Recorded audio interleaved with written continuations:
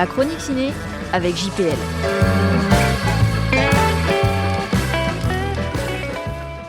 Sinners. À force de danser avec le diable, un beau jour, il viendra te chercher chez toi. Connu pour Creed, l'héritage de Rocky Balboa, ainsi que pour les 2 films consacrés à des super-héros de chez Marvel, Ryan Coogler s'essaie pour la première fois au genre horrifique, mais en le renouvelant totalement. Quelle belle surprise que ce film de vampire musical! Alors qu'ils cherchent à s'affranchir d'un lourd passé, 2 frères jumeaux reviennent dans leur ville natale pour repartir à zéro. Mais ils comprennent qu'une puissance maléfique, bien plus redoutable, guette leur retour avec impatience. 137 minutes de bonheur intense, de musique haut de gamme et de leçons de mise en scène. Un très bon film qui mérite son succès public.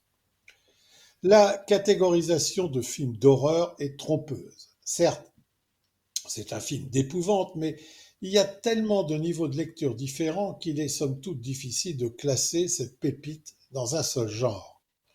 Parlons d'abord de la musique car c'est avant tout un film musical, je l'ai dit.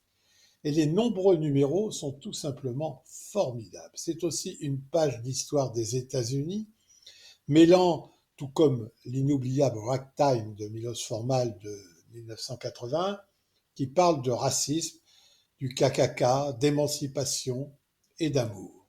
Le tout est sublimé par la mise en scène. Si vous aimez les plans séquences, vous allez être gâtés. Coogler est un maître. La bande-son à elle seule vaut le déplacement, bref, un régal. Et franchement, la facette épouvante est loin d'être prépondérante dans ces 2h15 qu'on ne voit pas passer. On parlera volontiers de divertissement horrifique, inspiré à part égale par la culture houdou, un ensemble de croyances et de pratiques magiques afro-américaines, et par l'histoire du blues. Le film nous fait naviguer entre ces 2 mondes grâce à un scénario virtuose, viscéral et hallucinant. Pour sa 4e collaboration avec Coogler, Michael B. Jordan excelle dans un double rôle.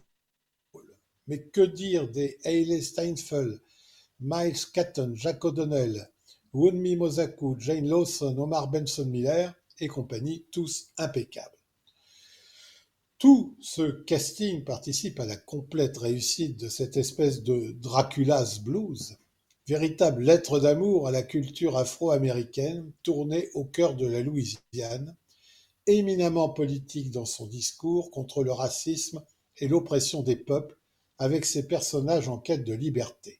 Il y a désormais chez ce cinéaste du Brian De Palma, du Jordan Peele, du John Carpenter et même du Peckinpah.